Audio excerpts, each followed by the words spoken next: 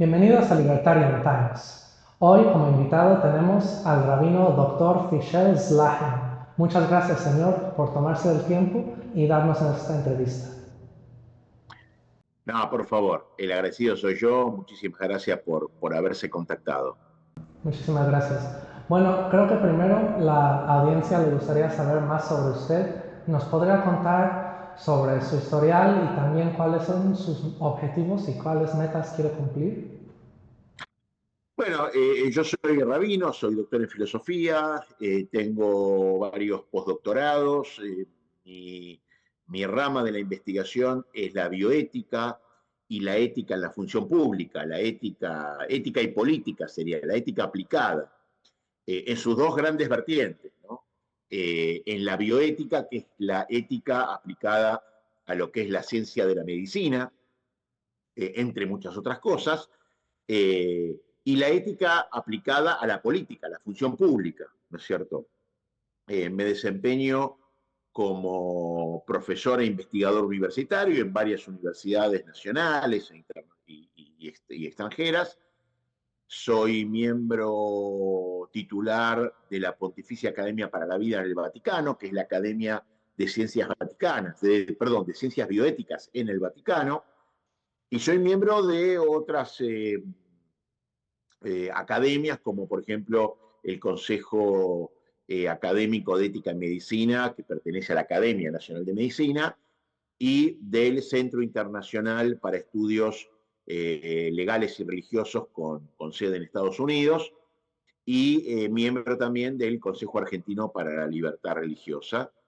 Mi ámbito, digamos, cotidiano laboral es el académico, con lo cual me dedico a estudiar, docencia, escribir libros, papers de investigación, artículos, y también asesorar a distintos cuerpos legislativos, tanto de la Ciudad Autónoma de Buenos Aires como nacionales, en distintos proyectos. Por ejemplo, el último en el cual asesoré fue en el tema de la regulación de la inteligencia artificial para evitar opacidades y para evitar todo tipo de manipulación del usuario por falta de, como dije antes, falta de transparencia y falta de trazabilidad.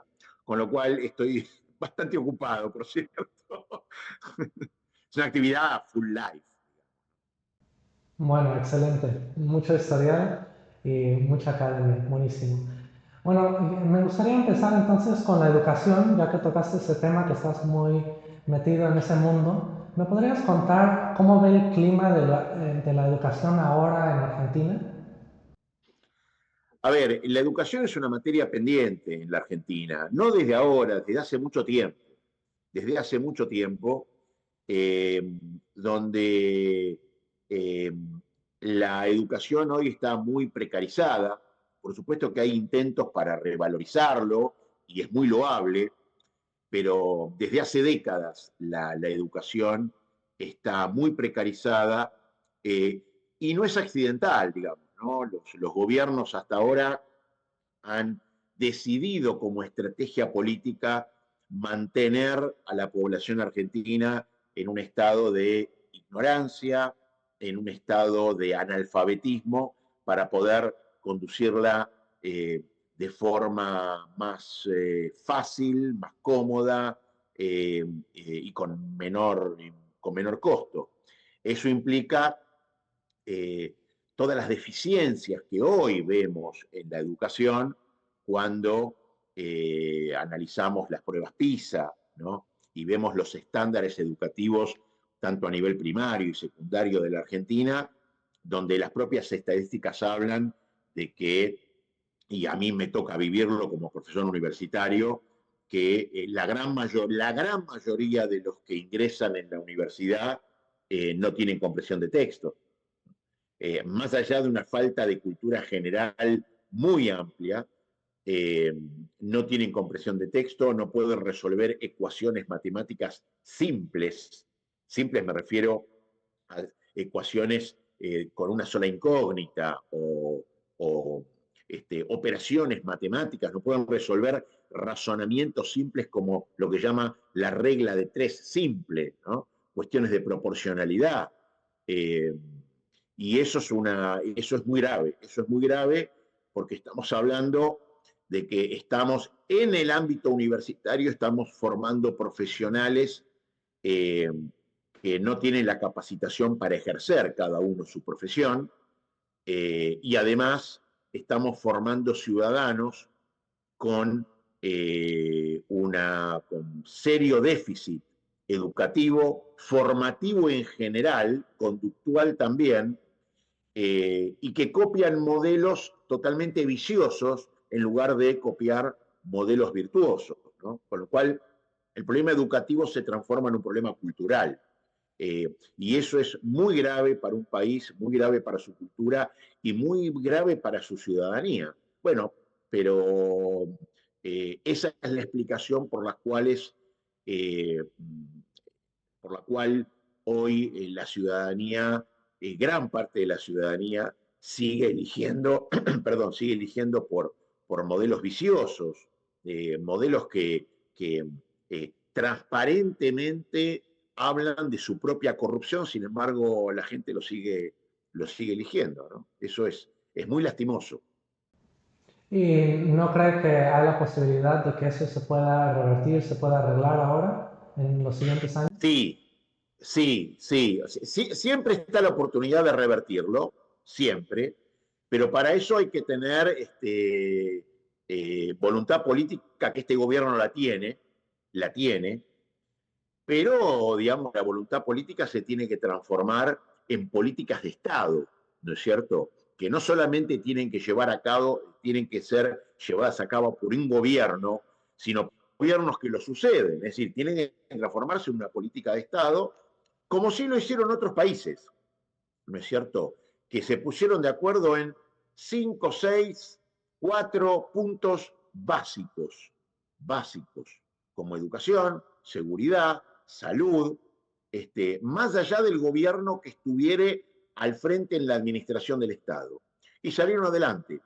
Es un proceso que lleva tiempo porque los procesos educativos no son cortoplacistas, es decir, la acción o la modificación que hoy se produce tiene sus consecuencias dentro de 10 o 15 años, ¿no?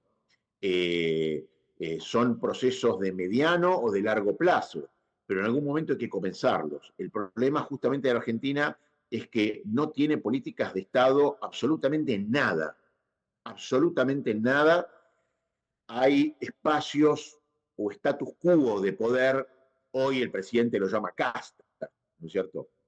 Que están empecinados en mantener a la Argentina en un letargo de miseria, de ignorancia, y que lo han logrado durante muchas décadas y que es muy difícil de revertir. Realmente es muy difícil de revertir porque usted se debe imaginar, eh, hoy hay ya 3 generaciones que, por ejemplo, nunca estudiaron, nunca trabajaron, siempre estuvieron mantenidas por el Estado, ¿no? Es decir, hoy hay una persona que no vio ni a su padre ni a su abuelo trabajar, sino vivir del Estado, creando una especie de derecho, ¿no es cierto?, de que él se merece que otro lo mantenga.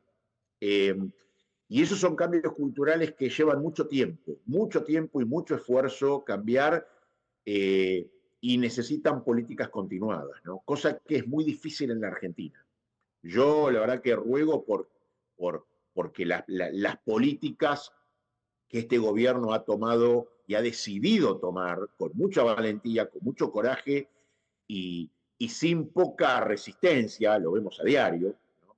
eh, puedan ser continuadas y que haya podido, no sé, de alguna forma cambiar el vector para que la gente exija del gobierno que suceda a eh, que mantenga esas mínimas políticas de Estado. Si no, ahí sí la Argentina va a cruzar un punto de no retorno en donde ya cada vez va a ser más difícil volver a ser una nación grande como sí la fue, una de las primeras naciones alfabetizadas como sí lo fue, este, y cosa que hoy ya queda como una sombra.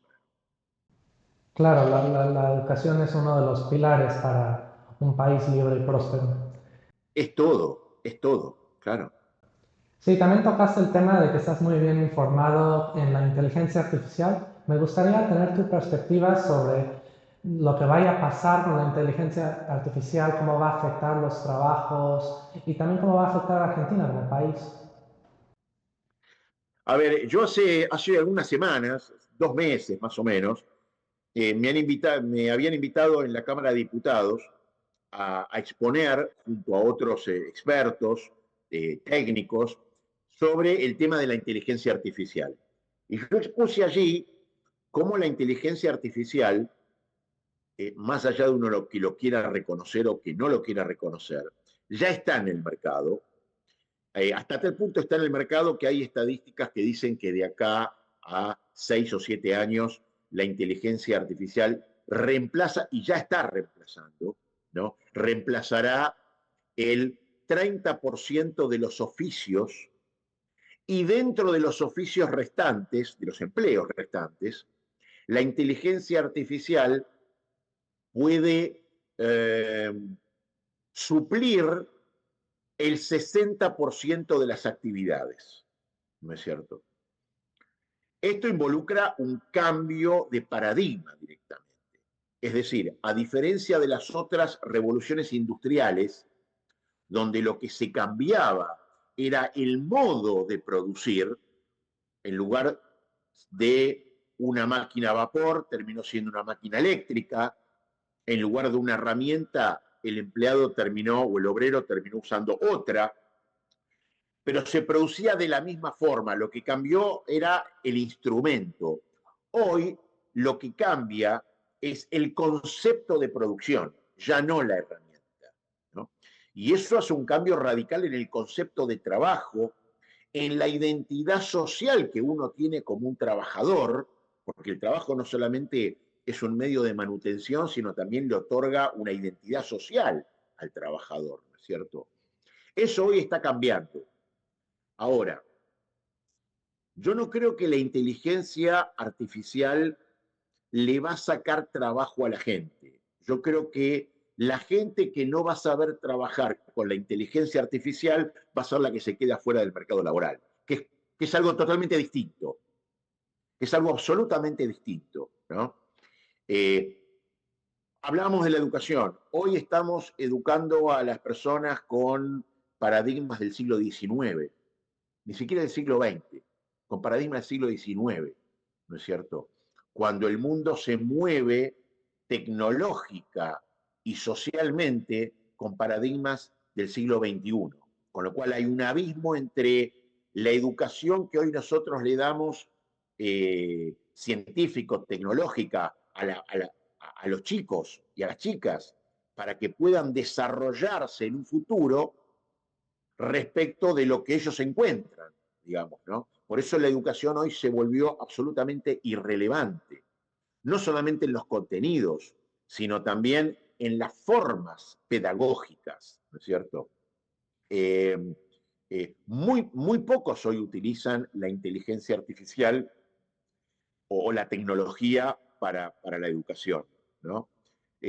Hoy se sigue utilizando contenidos de hace 150 años y no hay un proceso educativo o no hay una forma educativa, una pedagogía que enseñe sobre procesos, digamos, ¿no? No hay una materia sobre procesos, de cómo la persona puede aprovechar los distintos procesos para optimizar su aprendizaje. No, simplemente son contenidos en compartimientos herméticos que son cursos o materias, y no hay lo que sí hay en otros países, que se enseñan procesos. Es una materia, un curso que llama procesos, es una materia integradora, ¿no es cierto? Entonces la persona aprende a utilizar procesos pedagógicos o de adquisición de información para educarse, para conseguir información, para filtrar información, para desarrollar criterios. Bueno, eso hoy no hay. Eh, Ahora, hay, por supuesto, la inteligencia artificial tiene peligros. Yo en un paper que escribí hace varios, lo escribí en 3 papers, pero con temas distintos, el denominador común es que el grave problema es la delegación. Es decir, cuando la persona delega en la inteligencia artificial decisiones que tienen impacto jurídico, ético o mucho, y a fortiori en la vida de las personas. Es decir, yo eso lo denomino como que hay que implementar una teoría de la no sustitución o de la no delegación. La inteligencia artificial nos va a ayudar muchísimo en procesar datos o la big data, en cantidad de datos que el ser humano no podría procesar o le llevaría añares procesar, y que la inteligencia artificial lo puede hacer en unos segundos o unos minutos, ¿no es cierto? En optimizar procesos administrativos, pero no en la toma de decisiones. ¿Por qué? Porque si la inteligencia artificial va a tomar decisiones en temas de seguridad, en lo jurídico, en lo judicial, en lo legislativo, en lo político, en la medicina, entonces se pierde lo que llama la responsabilidad ética, moral y la responsabilidad penal, ¿no es cierto?, de la gente, que es de la gente, es decir, de la agencia humana, ¿no? Eh, eh, y además, eh, regular, no el mercado, pero sí regular una especie de estandarización para que los algoritmos que salgan al mercado tengan un mínimo de estándar de trazabilidad, transparencia y rendición de cuentas. Es decir, que el destinatario pueda saber el criterio por el cual esta inteligencia artificial nutrida eh, con determinado entrenamiento le va a dar determinada respuesta, y así poder evitar todos los errores que hemos visto en la inteligencia artificial, por ejemplo, aplicada a eh, eh, revelar, por ejemplo, patrones oncológicos, en donde tenía muchas fallas porque se lo nutrió con estadísticas que no eran pertinentes a la población donde se estaba usando, o inteligencias artificiales aplicadas a la educación, que tenían muchos sesgos, ¿no?, aplicada a la seguridad también, y que tenían muchos sesgos, ¿no? Salvo esas restricciones, yo creo que la inteligencia artificial es un instrumento que, como todo instrumento, no es ni malo ni bueno, depende para qué uno lo usa. Y tenemos hoy la posibilidad de optimizar nuestras agencias, de nuestras acciones por medio de la inteligencia artificial, sabiendo del límite ético que es el no delegar las decisiones a un algoritmo, porque como bien se sabe, si bien se llama inteligencia artificial, es un algoritmo, no es que tiene inteligencia, ¿no? Y el algoritmo no piensa, lo que hace es calcula, descubre patrones, pero no tiene el sentido de la causalidad. Por ejemplo, el algoritmo me va a decir que la probabilidad de lluvia en función de la cantidad de días de lluvia y todos los patrones que yo le incorpore va a ser tal número, ¿no es cierto? Ahora, si yo le meto una información al algoritmo y el algoritmo percibe que siempre que hay una persona con paraguas llueve, el algoritmo no sabe diferenciar si la persona que sale con paraguas es a causa de la lluvia o llueve porque la persona salió con paraguas. ¿Por qué? Porque no tiene la noción de causalidad. Lo que hace es eh, determinar un resultado por correlación, y la correlación no es lo mismo que la causa. Pero insisto, salvo por estas restricciones que hay que tomarlas en cuenta y que hoy el mundo lo está tomando en cuenta, eh, creo que la inteligencia artificial es una herramienta que no solamente tiene que ser aprovechada y cada vez más para optimizar los procesos, sino que puede ser una gran ayuda para el ser humano para evitar corrupción, ¿no? Para darle mayor transparencia a los procesos y a las dinámicas en las funciones del Estado, ¿no es cierto? No, por ejemplo, lo que hizo Albania, que es, dado que no podían conseguir una persona honesta, determinaron y nombraron a un algoritmo como ministro de, creo que, finanzas o algo por el estilo. Eh, Eso transgrede lo que es la teoría de la no delegación. Pero bueno, creo que el mundo se tiene que ir acomodando a este nuevo paradigma, que lo va a terminar haciendo, porque el paradigma ya está, eh, pero yo insisto en advertir con estos serios riesgos éticos que ellas se están viendo, ¿no? En estas fallas, pero que hoy ya hay estándares que tratan de prever. Buenísimo. Bueno, ahora quiero pasarme al ámbito político, del cual también dice que conoce mucho. Me gustaría saber cómo compara las relaciones de Argentina con Israel de ahora con antes de este gobierno libertario de Javier Milei. Bueno, el cambio fue de 180 grados, sin ningún lugar a duda. Venimos de gobiernos que más allá de quién ocupara la titularidad del Ejecutivo, gobiernos que han querido pactar con naciones terroristas como Irán, ¿no? Gobiernos que han querido, mediante ese pacto o mediante memorándums, ocultar y darle impunidad al atentado terrorista más importante que hubo en toda Latinoamérica, que fue el atentado a la AMIA, ¿no? Y previamente el atentado a la Embajada de Israel, ¿no? Venimos de gobiernos en donde se romantizaba el terrorismo, ¿no? Además de también romantizar el delito, el narcotráfico, eh, gobiernos que yo no diría que eran gobiernos antisemitas, pero sí que tenían mucho elemento antisemita dentro del gobierno, como algunos funcionarios reconocidos antisemitas, ¿no?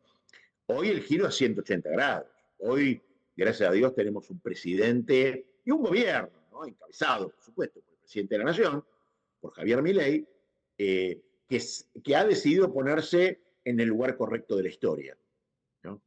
Que ha decidido ponerse en favor de la única democracia en Medio Oriente, que ha decidido ponerse en favor del capitalismo y que ha decidido condenar al terrorismo como crimen de lesa humanidad y no tener miedo y no temblarle el pulso de decir verdades incómodas, pero verdades, con lo cual el giro es 180 grados. Positivamente estoy hablando, ¿no? Totalmente. Hoy las relaciones entre Argentina e Israel creo que deben ser las más cercanas en la historia diplomática entre Argentina e Israel. Y no es casualidad, porque hoy es donde Israel necesita el mayor apoyo. Desgraciadamente, y yo he escrito sobre esto, la cultura woke,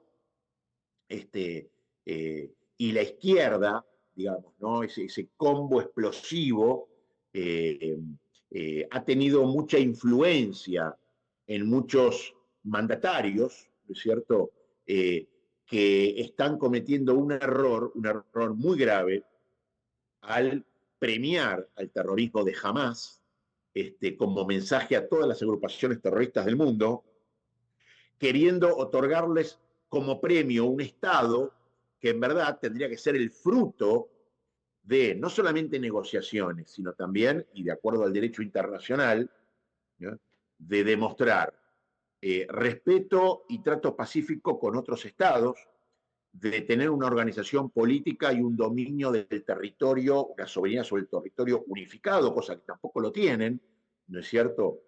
Y de tener instituciones, ¿no?, que promuevan, ¿no es cierto?, el control social y democrático en ese territorio, cosa que tampoco lo tienen, ¿no?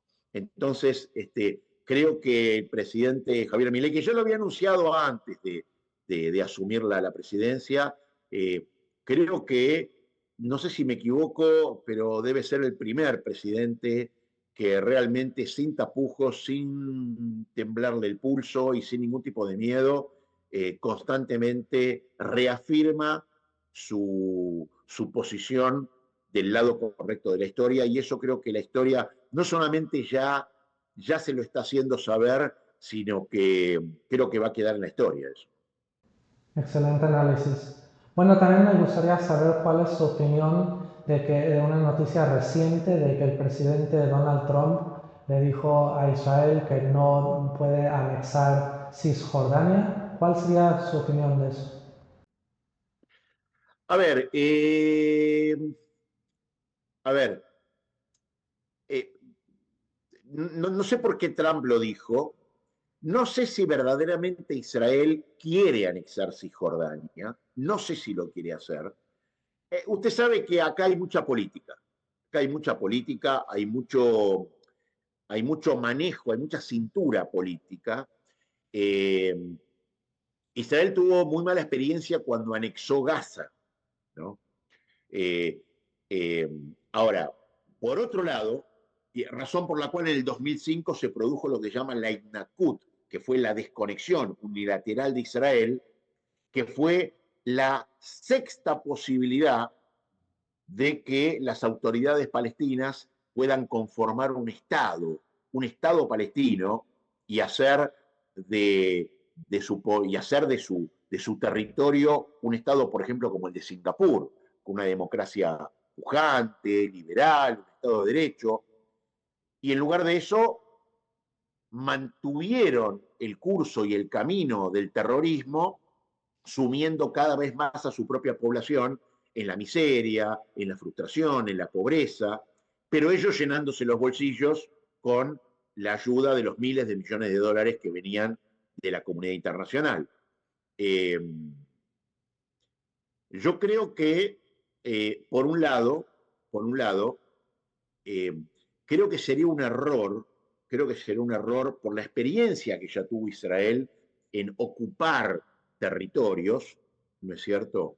Eh, pero también creo que Israel de una buena vez por todas tiene que terminar con este problema.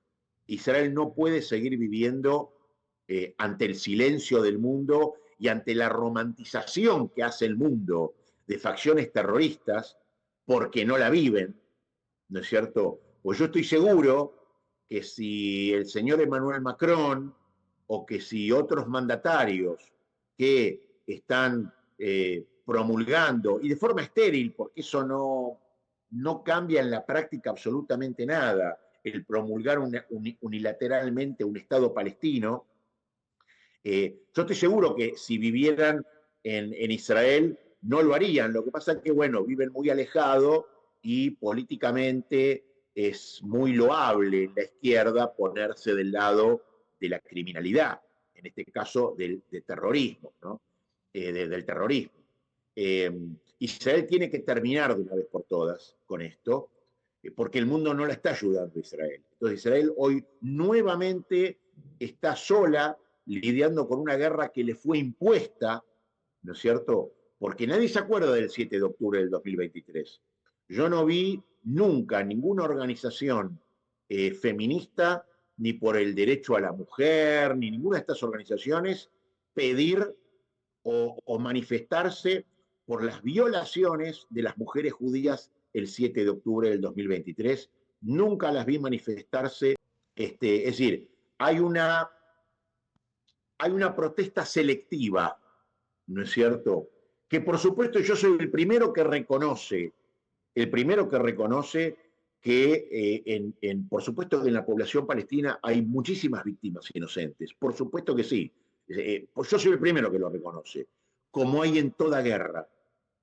La gente se olvida, por ejemplo, la cantidad y no por eso lo justifico, pero la cantidad de víctimas inocentes en la Segunda Guerra Mundial que hubo en Alemania.